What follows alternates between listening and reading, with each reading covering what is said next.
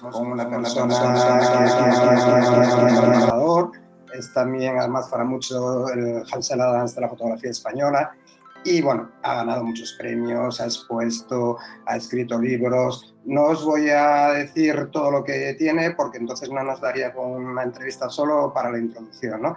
Sí me gustaría hablar de 4 de sus libros en los que voy a centrar un poquillo la entrevista. Hablar de 4 de los 3 fotógrafos que tiene, los 3 libros que tiene sobre fotografía un poquitín más didácticos, que es El fotógrafo de la naturaleza, Composición en fotografía y Fotografía de autor, Análisis y evaluación de la imagen, y por último, y no por eso menos importante, al menos para mí, el de Sos paisajes, ¿no? Tiene también en su haber un mérito muy importante, que fue el alma mater de un proyecto de fotografía, que era un año de fotografía, y que fue uno de los proyectos que introdujo a la fotografía a mucha gente, a la mayoría de los aficionados de este país, y a gente que no lo era y ahora lo es, y sigue siendo un temario didáctico de referencia para la mayoría de los fotógrafos en España. Quiero hablaros más casi de José Benito como persona, no tanto como fotógrafo, porque casi todos lo conocéis. Como digo, en plan de broma con él siempre, y él me entiende la broma, del JB en calzoncillos, ¿no? De esa persona que siempre tiene un rato para ayudar a los demás, que le roba horas al sueño, le roba comida al cuerpo, y que aunque haya 40 grados de temperatura, haya sido un día agotador, siempre tiene un momento para configurar esa cámara que todos les decimos: oye, Benito, échanos una mano con la cámara, ¿no? Le falta nada más que 2 cosas en su currículum. Uno es el cofrade mayor de la sidra, que está a punto de conseguirlo cuando le guste la sidra, y el otro el de hijo predilecto de Asturias y cofrade mayor de la fabada, que este ya está más próximo, pendiente de que venga casi a recogerlo aquí a Asturias, ¿no? Muy importante también, y que quiero destacar, es que jamás ha estado o no está ligado a ninguna marca comercial, no hace patrocinio de ninguno de los productos, lo cual le da un plus de credibilidad y de confianza, ¿no? Fue presidente de la Asociación Española de Fotógrafos de la Naturaleza y en este momento es el presidente de la Federación Internacional de Fotógrafos de Naturaleza, y FPW, que suena muy raro, pero que es muy importante, ¿no? Entonces, bueno, aparte de que añada lo que quiera añadir antes de contestar, le vamos a pasar a la primera pregunta, ¿no? Mucha gente dice, Benito, que tú eres un talibán del Only RAW, que solo te haces el Only RAW, y entre otras cosas porque no sabes manejar las herramientas de edición digital.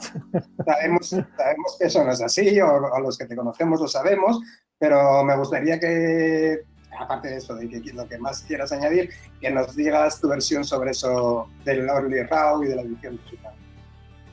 Bueno, primero saludar, dar las buenas tardes a la CEF, agradecer por esta oportunidad, pues tanto a su presidente, a Santos, como a la Junta de la que tú eres miembro, y agradecer esta invitación para conversar un poquito y charlar sobre estas cosas. Bueno, me decías esto del talibán del Photoshop. Bueno, es muy conocido que yo no lo utilizo y que yo no imparto cursos ni doy formación sobre Photoshop, pero ya desde un año de fotografía, que es un proyecto que se elaboró hace muchos años, ya trataba de dejar clara mi postura como formador. Yo voy a intentar formar en el conocimiento de la luz, en el conocimiento, digamos, en la maestría en las herramientas que nos trae la fotografía. Y después cada persona, cada autor, cada fotógrafo, cada fotógrafa va a aplicar las herramientas que necesite para sus visiones y para su obra. Y ahí incluyo Photoshop y otras cosas que no son Photoshop. Es decir, el arte enseñamos que no tiene barreras, que no tiene reglas, que no está encorsetado, que cada cual es dueño de su forma de hacer y de su forma de entender. Y creo que este respeto es el que debe imperar, pero esto yo lo he defendido siempre. Y de hecho, como juez de la Federación de Profesionales y como miembro de la FEPFI, pues me encuentro con muchísimas fotos que tengo que juzgar con Photoshop, con mucha edición. ¿Y qué hago? Pues valorar que si Photoshop se ha utilizado correctamente, con conocimiento, y ha enriquecido la imagen y la ha potenciado y le ha dado más impacto visual o emocional, o bien la ha perjudicado porque no se ha manejado bien la herramienta. Entonces, pues esto es lo que tiene que valorar un juez. Muy bien. Te quería preguntar también, ¿tú crees posible que cualquier fotografía se pueda realizar en cámara sin necesidad de edición posterior? Además, no. Me gustaría, va a ser una pregunta así compleja, ¿no? Aunque va todo relacionado. ¿Y cómo consideras hacerlo? Si se pueden hacer, porque tienes fotos muy creativas. Además, me gustaría también que nos explicases un poquitín ese proceso mental tuyo de cómo vas a hacer la foto, desde que te la imaginas hasta que la haces, o la haces y después la valoras. Claro. Bueno, una de las cosas que digo en mis cursos, imagino que habrán personas que vean ahora este vídeo, que lo vean posteriormente, que van a poder corroborar que es así. Yo lo que digo en mis cursos es que no se limite las visiones de los autores, es decir, que cada uno tiene su visión, cada uno tiene su idea y no podemos ir poniendo limitaciones. Yo me lo he autoimpuesto por una cuestión que creo que se va a comprender muy fácilmente. Mis fotos se dedican mucho a la conservación de la naturaleza. Las campañas de Greenpeace, las campañas de World Wildlife Fund, de ADENA, para la protección del lobo ibérico. Entonces, este tipo de movimientos exige una credibilidad en los autores y una idea de que la foto que están viendo no ha sido modificada. Es decir, no hemos creado una realidad que no existe, pues no sé, por ponerte un ejemplo, añadiendo aguas negras o, ¿sabes? o basuras en una foto para denunciar algo que no ha sucedido. En tal caso, mi justificación es asumir esas limitaciones. Me vuelvo aquí un poco al inicio de la pregunta. Hay muchas fotos que no se van a poder lograr sin el uso de Photoshop. Hay ciertas visiones que tal y como tú las percibes, y hay muchísimos autores que conocemos que sin esa herramienta no podrían plasmar sus visiones. Por eso esa limitación que te impone renunciar a Photoshop tiene que tener una justificación bastante profunda para la persona, porque se está autolimitando. Esta es la forma en la que yo lo veo. Y para mí, bueno, pues he tenido que asumirlo. ¿Qué sucederá en el futuro? Pues ya lo veréis. Algún día Benito dirá, mira, esta es una colección de fotos con Photoshop, porque este tipo de visiones no las puedo hacer sin Photoshop. Ese momento no ha llegado porque de momento estoy muy activo en conservación, en solidaridad, pues haciendo un uso de las imágenes que exigen esa trayectoria más purista o menos de retoque. En el momento en el que yo me sienta más libre, ¿y por qué no voy a poder utilizar Photoshop? Como todo hijo de vecino y como todo fotógrafo del planeta. Nos has dejado muy claro que documentalmente es indudable que una fotografía para una documentación, para un documental, para conservación, tiene que ser una fotografía pura, sacada en cámara y sin ningún tipo de retoque, ¿no? Pero para otro tipo de fotografía, pues para la fotografía del aficionado, de la creatividad, ¿qué crees tú en qué se diferencia el uso o no del Photoshop? Y después te ponemos un ejemplo que creo que nos va a pasar ahora por pantalla. Sí. Muy bien, sí, yo creo que con respecto a la primera parte es que me hacen preguntas muy largas, luego mi cerebro no da para tanto. Entonces, por ir así por orden, sobre ese lenguaje que impone un poco la ciencia, la información, las noticias, creo que no se nos pide una veracidad o no sé cómo decírtelo, una credibilidad ante lo que estamos viendo que realmente ha sucedido y ha sucedido así. Entonces, esto es lo que nos impone, ¿no? el ser veraces. Pero no quita que si tú eres un fotoperiodista, pero retocas una foto y lo dices claramente, nadie se va a sentir ofendido. Lo que no podemos dar lugar es a esos equívocos de decir esto es una noticia o es un fake o esto ha sucedido de verdad. Y te pongo ejemplos como los bombardeos estos que han sucedido, que no han sucedido en algunas poblaciones, pero clonando humo, pues parece que hayan bombardeado un lugar que nunca fue bombardeado. Bueno, pues esto yo creo que hay que avisarlo al espectador por respeto al espectador. ¿Qué diferencias hay un poco en el uso o no de Photoshop a la hora de comprenderlo? Para mí, básicamente, no se trata de mejorar la imagen, no se trata de falsificarla, no se trata de nada de eso en absoluto. Es tan respetable como cualquier otra opción artística. Para mí la diferencia es, para mí concretamente, trabajar con luz o trabajar con píxeles. Es decir, pudiendo hacerlo con luz, no lo voy a hacer con píxeles, trataré de hacerlo con luz. Es de lo que entiendo, es de lo que he estudiado y es lo que enseño. También me parece que desde el punto de vista de los jóvenes fotógrafos que empiezan, en su balanza, cuando ellos sopesan la introducción a la fotografía y los valores de la fotografía clásica, y en el otro lado ponen todas estas herramientas de retoque y de cambio y de mejora de la imagen y ese plus, ¿verdad?, de saturación, de color, de más cosas que les proporciona estos programas, se creen que es imprescindible para lograr buenos resultados. Es decir, piensan que sin eso no es posible hacer una carrera en la fotografía o una trayectoria en la fotografía. Y creo que por lo menos tienen esta opción de cursos y de una formación que está diseñada para no basarnos en esto. Por eso yo no enseño Photoshop, que no es por ignorancia, porque la verdad es que ya visteis el programa Un año de fotografía, pues con Israel Luri, Con Gabriel vimos un montón de puntos de vista de varios autores de cómo transforman sus imágenes, de cómo le dan la apariencia final, pues con herramientas, con Photoshop y con otras. Y la pregunta que te hacía sobre las dos fotos que estamos viendo en pantalla, una foto es la foto de las libélulas, cosa que detrás tú lo explicas públicamente, es una puesta de sol impresa en un papel fotográfico, y la otra es una pequeña chapucilla, que es una foto que es una noche y hay una aurora boreal pintada con un pincel de Photoshop, ¿no? ¿Tú crees que sería distinto si en lugar de pintarlo con un pincel de Photoshop hubiésemos puesto un papel con una aurora boreal que nos cogiese esa parte de la fotografía? ¿En qué las diferenciarías? No documentalmente, evidentemente, sino como sí, desde un punto de vista de opinión. Bueno, para mí hay una cosa que sucede cuando haces la foto allí en el momento, y es la imposibilidad de repetirla. Es decir, si unas libélulas que estás allí en el campo haciendo la foto vuelan, si sucede y si iluminas mal, si sucede cualquier cosa, no tienes la opción del botón comando Z. No puedes deshacer esa acción y repetirla. No, simplemente se estropeó. Pasó el momento de luz, pasó el momento de lo que sea, hiciste mal tu aportación de luz a la escena y eso ya no tiene arreglo. Bueno, no tiene arreglo. Puedes arreglarlo reconstruyéndolo todo o retocando, pero que no es mi opción. Respetaré quien lo haga. Entonces, para mí, como fotógrafo, la diferencia es que hay cosas que suceden y que ese momento no se va a repetir. ¿Lo captaste o no lo captaste? Eso es un poco mi justificación. Mientras que si yo lo hago en el ordenador, el resultado será incluso mejor, porque con las herramientas te permiten, pues no sé, sabes que un filtro se mueve como muy vastamente, tienes una línea entera que desplazas y es una línea recta. Si tú en Photoshop haces una selección perfectamente, sin ningún píxel blanco, sin ningún tipo de píxel vacíos ni de halo, pues resulta que vas a conseguir una selección mucho mejor y un resultado mucho mejor.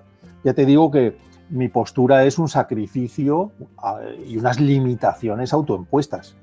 Si no tiene sentido, yo desde luego no recomiendo a nadie en mis cursos que haga lo que yo hago, porque no vas a llegar, no estás compitiendo en igualdad de condiciones hoy en día. Y el 99,9% de los fotógrafos están utilizando Photoshop hasta las medidas en que se puede. Me refiero que los concursos tienen unas limitaciones, ciertas publicaciones tienen unas limitaciones, y esto es lo que establece un poco el límite de esas imágenes. Y por eso también insisto mucho en aprender fotografía desde el punto de vista de lo que significa la palabra. Conocer la luz, conocer el equipo, conocer los materiales y aprender a hacerlo bien. Buscar esa maestría en la fotografía, porque si consigues una foto con estos parámetros no tienes ninguna limitación. No hay ningún concurso que prohíba meter fotos puristas. O no hay ninguna publicación donde la redactora jefe o redactor jefe te diga: oye, esto es una foto purista, tendrá usted que retocarla. No, si tiene suficiente impacto visual, no necesita usted retocarla. Ahora, por supuesto, yo trabajo con una agencia de la BBC y a mí me piden los RAWs, pero también me piden un TIFF bien procesado con ciertos parámetros de nitidez, saturación, contraste, en lo que yo llamo el procesado de la imagen. Es decir, unos ajustes globales que se hacen a la imagen, pues para sacarle el partido al RAW, para intentar que la foto sea presentable y publicable desde un punto de vista óptimo. Ahora, yo separaría muy bien lo que significa retocar de lo que significa ajustar, simplemente por la definición, no porque a mí me importe que alguien retoque o no retoque. Bueno, pues muchas gracias. Vamos a hacer una pequeña pausa y seguimos ahora mismo con Benito. Fantástico.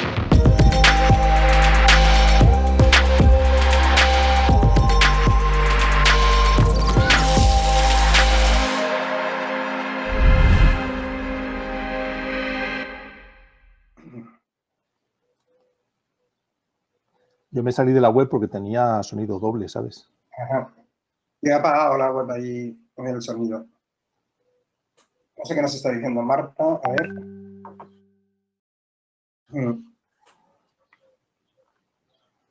Bueno, pues nada. Volvemos. Os recordamos que podéis ir haciendo a lo largo de toda la entrevista preguntas que se van a quedar recogidas y que al final le haremos a Benito, y que seguro que son muchas, variadas, y que nos vais a dar una satisfacción a todos, ¿no?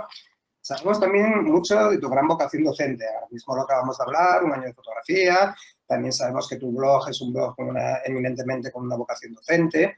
Creaste un grupo de Facebook, el Estudio del Lenguaje del Arte, para mí una de las cosas más innovadoras que hemos visto últimamente, porque no era solo técnica o no era solo composición, sino era buscar nuevas expresiones artísticas, y que tiene un montonísimo de seguidores y de actividad.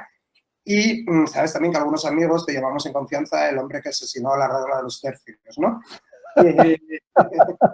Ahora en este bloque vamos a hablar un poquito de composición, que sabríamos que daría para un libro y tal, pero no tenemos mucho tiempo, ¿no? ¿Te gustaría, o me gustaría que me hablases un poco de si piensas que todavía quedan formas o ayudas o reglas, sé que no te gusta la palabra reglas, pero para entendernos todos, ¿no? De composición, por escribir, por describir, nuevos lenguajes fotográficos que todavía no hemos explorado, y que me cuentes un poco qué estás explorando tú personalmente ahora. Pues claro, claro que lo hay, claro que lo hay. Yo no les llamo reglas porque la definición de la palabra regla es algo que se hace siempre. Es decir, no sé, usted cuando ve un semáforo en rojo detiene el vehículo y si no lo hace, pues la ley está prohibido no hacerlo. Entonces, en fotografía el concepto de reglas, en fotografía y en el arte, en cualquier arte, pues no existe este concepto. Es decir, la propia esencia del arte es para pasar por encima de cualquier impedimento o de cualquier norma establecida. A mí me gusta llamarles conocimientos que nos ayudan mucho, pues como la teoría de los edges, de dónde se encuentran las fotos, de dónde está el límite de las emociones, de dónde está el límite del paisaje, de dónde está el límite de la persona que está fotografiando incluso. Hay un montón de conocimientos y de teorías nuevas que están saliendo, algunas desde el grupo de estudio, otras pues salen por ahí libremente. Ojalá hubiera sido yo el tipo que asesinó la regla de los tercios, pero yo creo que el que lo creó ya sabía que estaba muerta. Cuéntanos, ¿qué estás haciendo, en qué estás explorando tú ahora personalmente? Bueno, ahora estoy muy metido en la narrativa visual. Yo voy mucho por etapas porque el volumen de información a veces es tan grande que no puedo estar yendo y viniendo. Esto me hace pues lagunas como de descanso, de no hacer casi nada en fotografía, y de repente regreso, pero regreso a lo mejor con 5 o 6 meses de propuesta de trabajo, de estar muchas horas al día trabajando, ¿no? Dedico, cuando estoy en plan reposo, pues apenas una hora y media al día, pues para estudiar, para procesar y para hacer labores mínimas. Pero cuando estoy a tope con un libro, pues a lo mejor son 10, 11, 12 horas al día de trabajo. Estoy con la narrativa visual. Es decir, creo que el próximo trabajo, el próximo artículo, aunque ya hice un artículo muy extenso, pero quiero darle forma ya de publicación a todos estos conceptos de sinécdoque, elipsis, pues todos estos conceptos. Algunos son muy nuevos, que no han sido definidos antes, como la combinación caligráfica, cuando hacemos una foto y aparece un texto, pues en una pintada en la pared, que puede crear contexto a lo que se está viendo en el resto de la imagen. Creo que aquí es donde voy a dedicar pues un par de años próximamente para darle forma, para trabajar muy bien esos conceptos que adelanté, que son como 200 conceptos de narrativa visual. Y aquí es donde creo también que está mucho del futuro de la fotografía. En cuanto los autores van avanzando y van sobrepasando pues este principio técnico, luego el principio estético, entrar en una etapa de comunicación, de transmisión de emociones, y aquí es donde es un gran aliado entender de narrativa visual.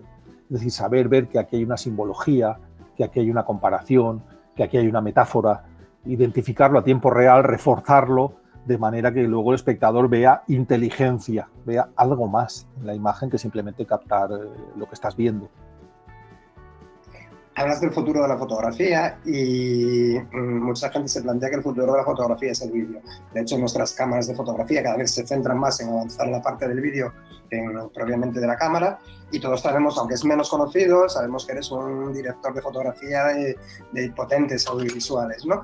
¿Qué recomendarías al fotógrafo como yo, que solo hace fotografía? ¿Qué necesitaríamos saber o qué tendríamos que estudiar para poder ser directores de fotografía audiovisual?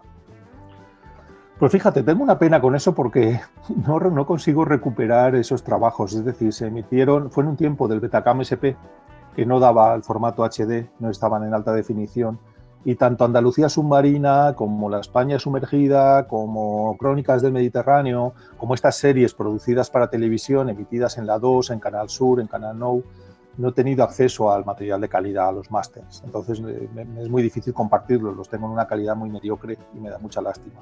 Recientemente hemos terminado una producción que emitirá la BBC, que se emitirá aquí en la televisión española también, que se llama Mediterraneum, donde he sido guionista y director de fotografía. Y aquí es donde me estoy dando cuenta también de qué se dice y qué se cuenta con imágenes. Al hacer yo el texto y al tener que dirigir a los operadores de cámara y grabar yo mismo, pues ese vínculo tan tremendo que hay entre lo que se dice y lo que se ve, es donde cobra mucho más relieve, ¿no? Soy más consciente, digamos. Sobre la pregunta de cómo un fotógrafo pasa a ser director de fotografía o cómo se comprende la imagen en movimiento, por lo menos por mi parte, entendemos que es un proceso, una cadena donde el plano puede no ser perfecto, ojalá que lo sea, pero tiene que contar lo que se pretende, lo que el realizador y el equipo pretende contar. Entonces aquí eres como una herramienta, como una pieza más. Sabes que en la fotografía una de las cosas más bonitas que tienes es que vas tú y tú terminas el proceso. Tú produces la copia, tú procesas tu foto, tú la retocas en la medida que tú quieres, tú eres el dueño de tu foto. Aquí no, aquí eres un eslabón en la cadena y de que todos los eslabones cumplan su función es tal que la cadena no se rompa y funcione bien. Y una de las cosas que me preocupan especialmente es que el plano de salida sea fotográfico, sea estético, el plano de final sea muy estético y por el camino sucedan cosas. Descubra el paisaje, atraviese un arco natural, entre en una cueva, pues este tipo de cosas. Dentro de poco se estrena Mediterráneo en español y en inglés y lo veréis en las redes seguro. Vale, muchas gracias. Nada, recordaros de nuevo que podéis enviar preguntas a Benito. Ahora vamos a hacer una pequeña pausa y vamos a pasar al último de los bloques de esta entrevista.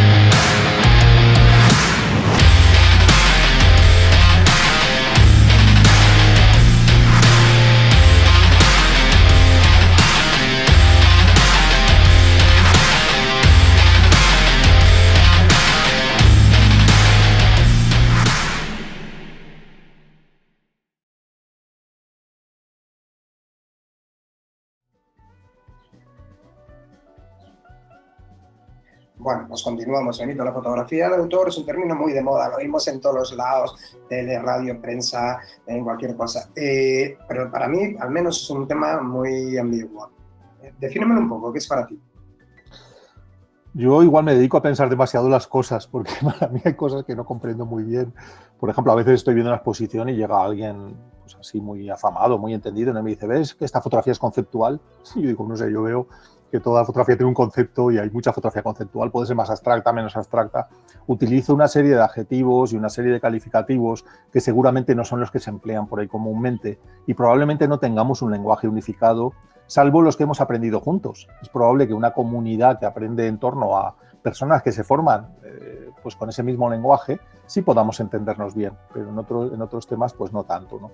Para mí la fotografía de autor pues es toda, porque toda la ha hecho alguien, ¿verdad? Que un autor o una autora. Para mí quizá la separación o ya un poco más en serio la diferenciación podría ser esa fotografía que haces tú para ti, que produces tú para ti, sin un fin comercial, sin un fin más que el arte por el arte. Este viejo precepto del ars gratia artis, el arte sin ningún tipo de condicionamiento, que surge del interior, que surge de la propia necesidad de comunicar, de expresarse, de vaciarse un poco de emociones hacia afuera. Esto es lo que sería la fotografía de autor. No es un encargo editorial, no es nada que vayas a vender, no es un fin publicitario, es más bien algo que necesitas hacer desde el interior. Y desde aquí surgen proyectos y surgen... Normalmente, fíjate que casi siempre este tipo de fotografía de autor, como es más avanzada o es más pensada y más madurada, pues tiende a ser en proyectos. Entonces se habla más casi de proyecto de autor que de fotografía de autor, pero existe en ambas, claro. Vale, mira, estamos en el bloque que hablamos un poquito de, ya sería el equivalente al tercero de tus libros, imagen, impacto visual, análisis de la imagen. A mí me imagino que como a muchos estamos en la Confederación Española de Fotografía, sabemos que los concursos es una parte importante y para mucha gente es una motivación muy loable y muy importante, ¿no? Nos pasa que otros que no somos a lo mejor tanto de concursos, pero algunas veces nos queremos presentar alguno que nunca sabemos qué foto vamos a elegir, ¿no? Quizás has respondido con la pregunta anterior, de aquella que a ti te hace sentir, pero esa suele ser la que no gana nunca ningún concurso, ¿no? Entonces, diciendo, esta foto a mí me dice mucho, pero tiene un error técnico. Esta foto me motiva tal, pero sin embargo no sé si me explico un poquito de que es muy difícil. ¿Qué consejo nos darías a la hora de escoger, de cara a tú que eres juez de muchos concursos y muchos concursos importantes, qué consejos nos darías como participantes en el concurso para escoger una foto? ¿Por qué no sé? A ver, el papel de los concursos ha sido muy importante, es decir, que tenemos a banalizarlo a veces un poco, de pues es una persona muy concursista, o yo conozco a muchas personas concursistas que ese afán de avanzar y de evolucionar les ha llevado un esfuerzo mayor en la formación, al que seguramente no hubieran llegado sin ese interés concursístico. Y yo mismo durante muchos años he estado participando en muchos certámenes para hacer currículum y para hacerte un nombre y para generar noticias y para estar ahí dentro del mundo de la fotografía. Entonces, para mí es muy loable ser concursista y los consejos que yo daría a la hora de presentar obra a un certamen, para mí es muy fácil decirlo, ¿no? Pero luego detrás hay mucha información, me temo. Para mí una obra que sea considerada por unos jueces y que llegue a las finales y que tenga buena puntuación, debe ser un todo, un equilibrio del todo. Por una parte debe tener unas emociones, un mensaje, algo que te comunique, pues que te interese y que te emocione, que te llame, que te motive. Esto lo meto dentro de un concepto que sería el mensaje de la foto. ¿De qué me está hablando? Me está hablando del hambre en el mundo, de la injusticia social, del sufrimiento, de la alegría. Pues este gran concepto del mensaje, pues ya elimina un montón de fotos que pueden ser muy banales. Imagínate pues que al lado de 3 amaneceres muy bonitos, pues hay una imagen más trascendente de un mensaje que nos hace sufrir o que nos hace vibrar. Pues claro, el mensaje pesa. La segunda parte sería el concepto de momento. ¿Qué es momento? Bueno, pues es una gradación desde lo muy común, como puede ser hoy amanece, porque mañana volverá a amanecer y ayer amaneció, hasta algo que es muy irrepetible. Por ejemplo, pues hay una noche con tormenta, un eclipse y un volcán erupcionando. Yo creo que nadie en la vida ha visto estas 3 cosas juntas. Pero si sucede y captas esa imagen, pues esa sensación de que estás viendo algo único y muy irrepetible y muy extraño de volver a ver, te transmite sensación de que es una foto única. Y la última, pero no menos importante, es la estética. Es decir, que a la foto le vamos a dedicar tiempo para descubrir el mensaje, para descubrir las emociones, para descubrir el resto de valores, si la foto nos impacta visualmente. Y en ese impacto visual hay una especie de bloque enorme, de gran iceberg de hielo, de témpano, que es la composición. Proporciones, esquema tonal, estructura de la imagen, todos aquellos conocimientos que hacen que tu foto guste y que digan, qué bonita, oye, qué sorprendente, o que me llama la atención el color, o me ha gustado mucho. Entonces te acercas y anda, pero esto tiene un mensaje. Me está hablando de la pobreza, me está hablando de cómo la naturaleza se está viendo afectada por nuestra actividad. Entonces creo que ese compendio de momento, mensaje y estética es lo que hace una foto pues muy, muy impactante desde el punto de vista de los jueces. Vale. Ya nos has dado unas pistas muy importantes para la próxima vez, ¿no? Pero ocurre siempre, y nos ocurre a todos, que cuando somos jurado nos llama la atención que todo el mundo piensa que hemos fallado, pero fallado no de apta, sino de fallar al elegir, y cuando somos participantes todos nos quejamos de que el jurado ha fallado, ¿no? Eso sabes que es un tema intrínseco a los propios concursos y yo creo que es inevitable. Pero ¿qué consejos darías tú a los jueces? ¿Qué piensas que podríamos hacer para que esa sensación no fuera así entre los que participan en los concursos? Bueno, pues yo creo que un juez de lo más importante que puede hacer cuando hay público presencial y es requerido a ello es hacer una buena justificación de su fallo. Es dar unos argumentos comprensibles para la audiencia para que esos argumentos le hagan ver el valor de esas imágenes que sí que han sido premiadas ante esas otras que no han sido premiadas. No es que sean mejores o peores, simplemente que con el juicio y con el gusto que se supone más desarrollado en un juez que en un fotógrafo, porque a fin de cuentas deberíamos ver más imágenes, conocer más los clásicos, tener más formación visual, pues se supone que tu opinión puede estar más fundamentada. Claro, si a la hora de justificar tu decisión no convences, pues el público se queda un poco ahí, que no te comprende. Para mí he tenido mucha suerte, porque fíjate, en los últimos certámenes, pues, por ejemplo, el de Villena, que estuvo, bueno, tuve dos compañeras jueces, María Moldes y Bárbara Allende, o Ucalele, pues disentíamos mucho. Y entonces, pues una de mis foto preferida se iba a quedar ahí y digo, joder, un juez no, se queda como mala sensación cuando tu preferida no tiene premio. Y me vieron tan consternado que vino alguien y me dijo, yo creo que fue el organizador, me dijo, estate tranquilo porque es el premio del público. O sea, la votación pública ha coincidido con tu elección. Buah, me quedé ya. Y esto me ha pasado mucho en los certámenes. Me pasó en Rusia, en el Gondel Turtle, me ha pasado en Inglaterra, y al final me da una sensación de tranquilidad y sobre todo de conexión con el público. He elegido lo mismo que la mayoría de personas que estaban viendo las imágenes. Me deja como muy feliz.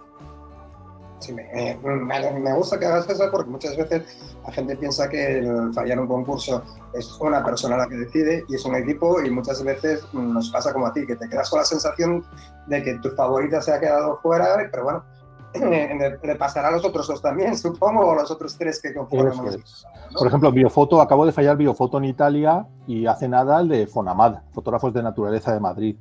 Es muy importante que en esa justificación de fotos ganadoras que hace cada juez expliques muy claramente y con argumentos sólidos por qué ese momento, por qué ese mensaje, por qué esa estética te ha impactado tanto. Y creo que si eres comprensible, el público bueno, lo va a agradecer. Y luego he hecho muy en falta en los concursos que haya una especie de panel abierto, donde los jueces puedan comentar por qué esas imágenes están ahí, por qué las han defendido de esa manera, por qué las han propuesto como ganadoras. En esa argumentación es donde el autor va a aprender qué le faltaba a su foto, qué han visto que no haya visto esa persona que ha hecho la foto.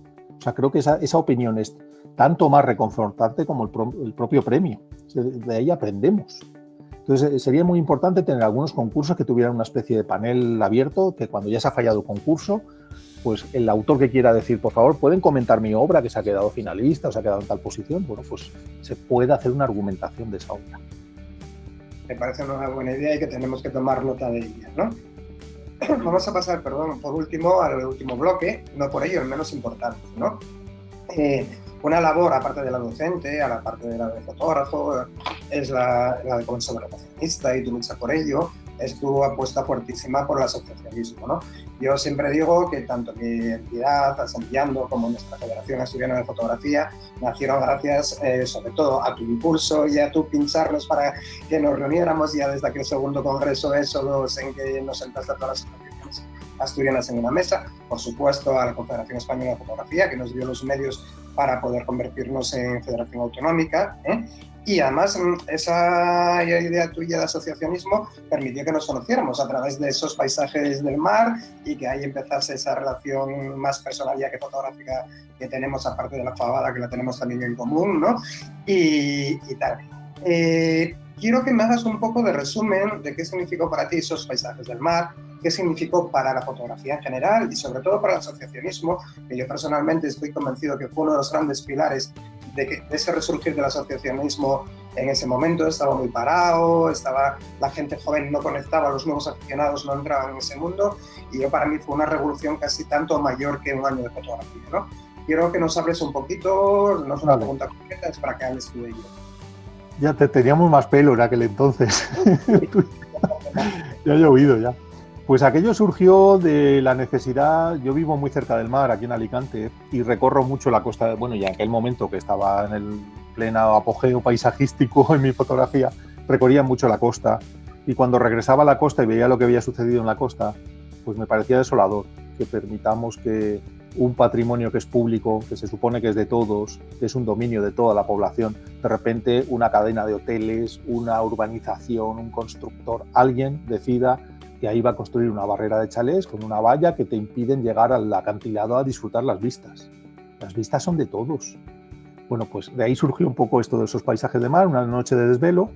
¿Y dónde iba a acudir yo? Pues al mundo de la fotografía, que siempre me ha provisto de todo. Esto de vivir en la fotografía y no de la fotografía tiene sus ventajas, y es que cuando llamas, pues hay muchas personas generosas que van a acudir. Entonces formamos un equipo de fotógrafos pues, que habían venido a los cursos o que simplemente estaban en asociaciones y les gustaba la idea. Y así pues, fue como empecé a recorrer la costa española, que tú sabes un poco cómo fue aquello, y pues iba pidiendo a las asociaciones y a las personas de buena voluntad pues que me acogieran unos días, que me llevaran pues, a esas localizaciones que conocían. Y aquí me he encontrado actos de generosidad suprema, así como te lo digo, ¿eh? Por ejemplo, en Cataluña hay un fotógrafo allí, Jordi Gallego, lo voy a decir aquí en público, que tenía unas localizaciones fabulosas con las que ganaba año tras año concursos y que tenía ahí sus sitios sus privados, sus rincones muy inaccesibles. Y cuando se enteró del proyecto y me preguntó exactamente para qué iba a ser y qué se iba a conseguir con él, me llevó a todas sus localizaciones. Y sabía que iba a salir un libro con las coordenadas de dónde se tomó cada foto, georreferenciadas, para que con los años se pudiera volver y ver qué había pasado con esos paisajes. Bueno, pues estas cosas a mí me sorprendieron un montón.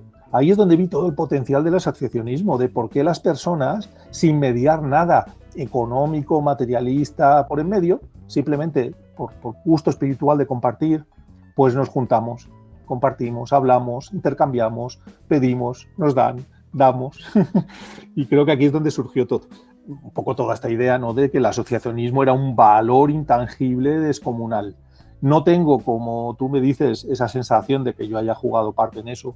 Tú me atribuyes mucho más protagonismo del que yo he tenido, pero he disfrutado tanto de éxodos, de asediando, de miradas, de todo. O sea, he disfrutado barbaridades del movimiento asociacionista, barbaridades.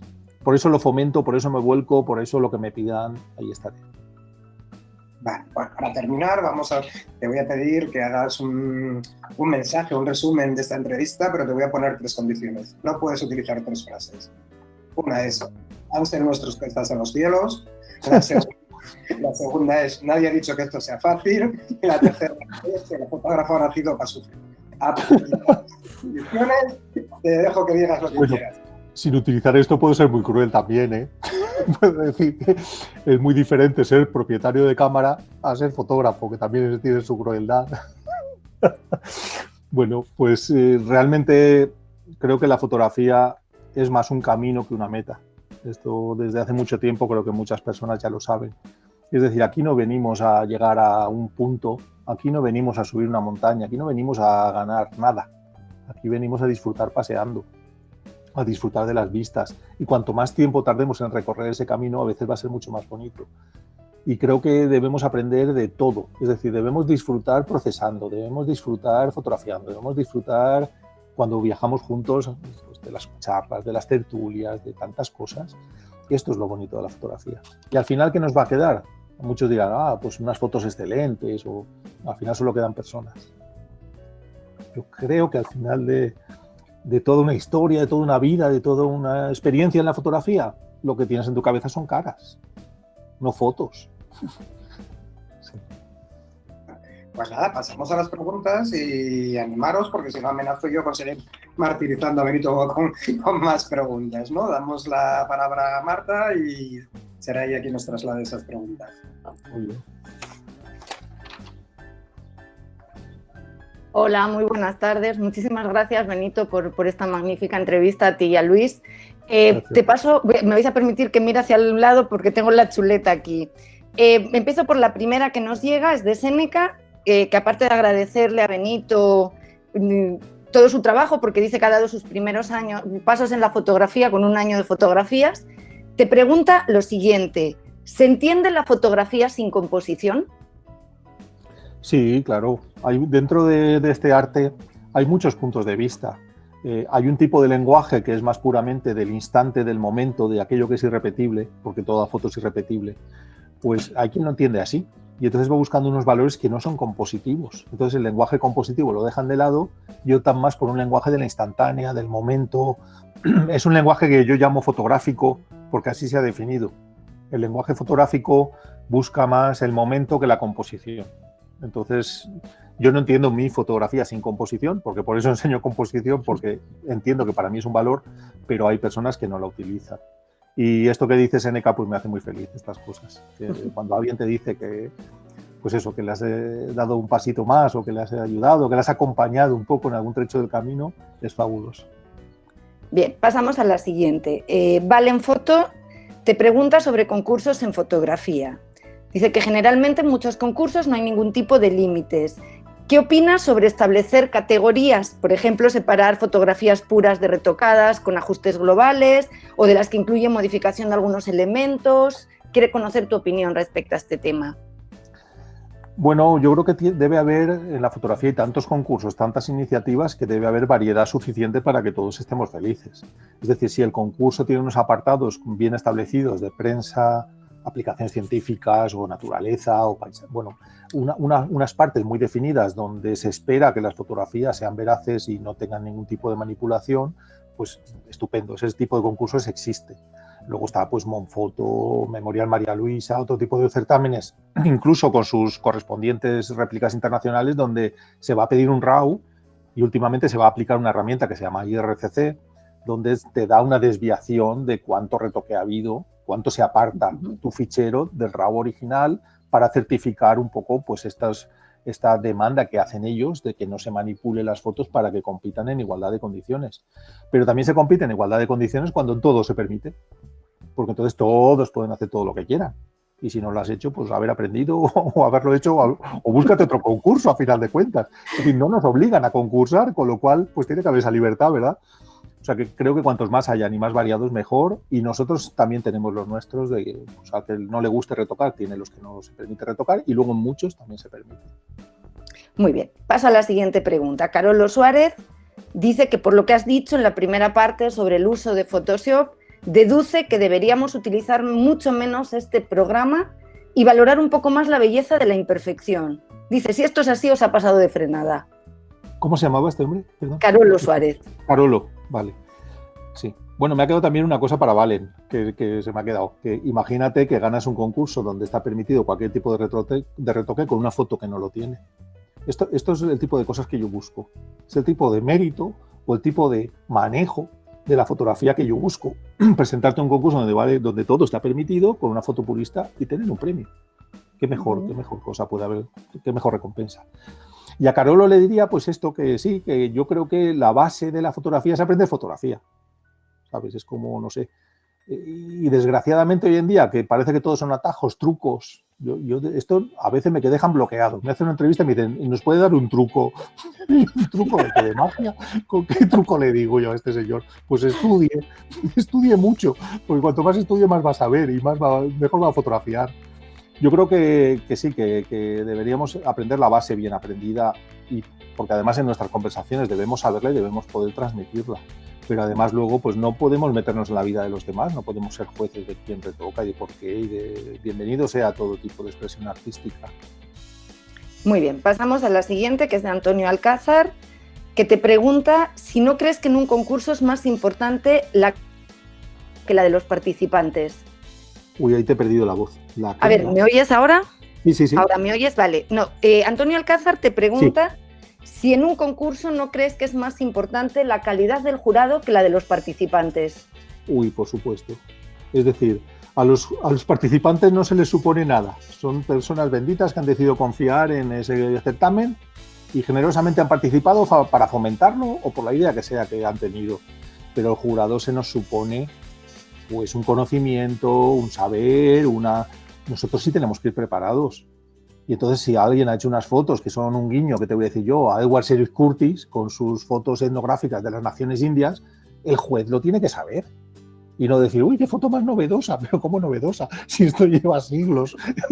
Bueno, claro, esto es lo que defrauda muchas veces a los participantes, que los jueces cuando se expresan o en los comentarios que hacen entre sí, pues dejan a la audiencia un poco ahí desazonada, ¿no? Con esos comentarios.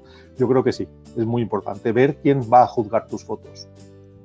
Bien, siguiente pregunta la hace Raymond Moreno, que te dice, bueno, que este tipo va a ser peligroso. Es una de algo, ¿no? Bien, dice que lo has dicho bastante claro, pero si lo que hacemos es procesar nuestras imágenes para potenciar las emociones mediante ajuste de luces, ¿estás de acuerdo en hacerlo? Siempre y cuando no sea naturaleza o reportaje documental, claro está. Incluso en naturaleza y reportaje documental, siempre que se diga, porque en estas categorías en estas disciplinas se nos supone cierta veracidad, es decir, si yo publico una foto de prensa no sé, o con esa aproximación periodística y resulta que me la he inventado y que son personas posando y donde hay un muerto resulta que no es un muerto, que es un tío tirado en la calle con salsa de ketchup por encima de la cabeza, pues no se espera de este tipo de... Creo que eso además desprestigia a un autor y le quita credibilidad. Entonces yo creo que mientras se diga se puede hacer lo que sea en estas disciplinas y fuera de ellas absolutamente ningún límite. Ningún límite, no limites tu creatividad, no limites tu potencial sin motivo. Yo tengo un motivo, que es la conservación, que ya lo expliqué, pero si no tienes ningún motivo, vivimos en la era de Photoshop, no puedes renunciar a él. Es como decir, pues no voy a tener coche, pues ahora no voy a ir a los supermercados, pues tú mismo te estás limitando. Perfecto. Bueno, pues ya no tenemos más preguntas, solo un comentario de nuestro otro embajador CEF, que es Tino Soriano, que dice: cada vez te pareces más a Hemingway, Master. No será en la cabeza, será de aquí para abajo, ¿sabes? Eso ya lo discutes con Tino. No, pero Tino es un cachondo mental, con Tino se puede hablar de cualquier cosa en cualquier contexto. Pero muchas gracias, Tino. Que se habla. Marta, yo, si no tenemos más preguntas, me gustaría añadirle un par de ellas en plan tradición. La primera, compartimos algo últimamente, más intensamente, que son los viajes. Sé que te encantan y estoy esperando a ver cuándo nos haces un libro de fotografía de viajes. ¿Lo tienes en mente? No, la verdad es que no. Para mí los viajes es una oportunidad para formar o para compartir, pero no sé. Para mí viajar tiene que tener una motivación, ir a algo, ¿no? Si no hay personas que lo hacen excelentemente bien. Yo no me quiero meter en un sector que tampoco voy a comprender mucho. O sea, para mí viajar es toda la experiencia completa.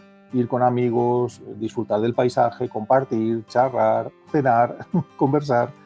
Yo no sabría hacer un libro de fotografía de viajes, no sabría. Porque si todo el motivo del viaje es ir a hacer fotos solo, o vas tú solo, o no sé, tendría que comprender la motivación de la persona para entender qué va a hacer en ese viaje. Y para mí los viajes, sabes, que no son sostenibles, que lo que hacemos aquí cerca en Ceuta o lo que hacemos a Marruecos es sostenible, pero en el momento que alguien, solo porque tenga el dinero, se dedique a coger aviones para plantarse en la otra punta del planeta, con todo lo que significa de huella de carbono, de emisión de CO2, de plásticos, yo no lo veo sostenible, no es un tipo de fotografía que yo vaya a practicar. Claro, veis mis fotos de Islandia o de Finlandia y dices, el tío es genial, nos dice que no viajemos, pero el tío se hincha. Claro, yo voy de formación un mes a cada sitio. Cuando voy a Latinoamérica, cuando voy al norte de Europa, pido estar varias semanas allí de forma que se amortice la huella de carbono. Pido que me carguen de conferencias, proyecciones, de cursos, de forma que amorticemos un poco que sea sostenible ese desplazamiento. La segunda que me gustaría hacer ya para finalizar, además de agradecerte el estar aquí, el ser nuestro embajador, el difundir a la Confederación por los medios, es nosotros cuando organizamos algún concurso, ahí está Marta que lo sabe, solemos meter entre el jurado a una persona que no tenga nada que ver con el mundo de la fotografía. Por ejemplo, en el concurso que hacemos de la Sidra, solemos meter a alguien del sector porque pensamos que nos aporta no solo la vista de que como fotógrafo, sino a quién tiene que llegar esa foto. ¿Cómo lo ves? ¿Te parece correcto? Me parece bien. Mira, si el jurado no puede ser entendido y variado, por lo menos que sea variado. Yo prefiero que sea entendido y variado, pero yo entiendo que también es difícil. Por eso ahora se imparten muchos cursos de formación de jueces, porque hay muchas cosas que se dan por sabidas o que cualquier fotógrafo piensa que un juez debe saber que normalmente no se sabe. Entonces, bueno, por lo menos es variado y representa pues a alguien que va a utilizar la imagen con unos fines o alguien que pinta y que tiene una aproximación más artística al tema que sea. Y luego pues fotógrafos que a lo mejor tienen más trayectoria como jueces. Y yo creo que la gran cosa pendiente que tenemos, la gran tarea que nos toca a alguna entidad, yo imagino que la CEF estará en ello seguro. Ya lo hace, pero con más ahínco todavía, es formar jueces y colegiar jueces. Y tener un cuerpo de jueces. Pues yo sé que lo está haciendo y yo estoy dándole cursos también a algunas federaciones. Y bueno, y tú lo sabes porque tú también te interesaste. Pues eso, que los jueces tengan ese conocimiento, esa forma de hablar, esa cultura visual, esos ejercicios de velocidad, de hacer las cosas bien y rápido, de manera que se note, el público note que que tú estás preparado, que tú sabes, que ya has ejercido mucho y que sabes exactamente qué buscas y que es instantáneo detectar esos valores. Pues muy bien, muchas gracias, José Benito. Un placer, como siempre, hablar contigo. Muchas Bueno, gracias. yo muy agradecido, Luis, como siempre. A ti por todo lo... Sí que me invitas a todo. No montas nada que no me invites, oye. No, pero... ¿No la tomas? Sabes que ya compro sidra y todo por mi cuenta. Ha sido un placer ver a Marta, a Albert, a ti, poder conversar pues, online con Raimon, pues, con Séneca, con Antonio, con todos los que nos han hecho preguntas. Y bueno, y haber pasado este ratito pues agradable, así de tertulia con todos. Agradecer a la CEF, porque me dices que el honor es de la CEF y no, el honor es mío. Y es una responsabilidad que además aplico, porque en los cursos siempre digo, y además tengo unas diapositivas de presentación un poco donde viene pues esto del fomento del asociacionismo y el estar conectados a través de las federaciones y de la confederación. Pues muy bien, muchas gracias y próximamente nos veremos con otro capítulo de CFoto Televisión. Muy bien, muchas gracias. Chao. Buenas tardes.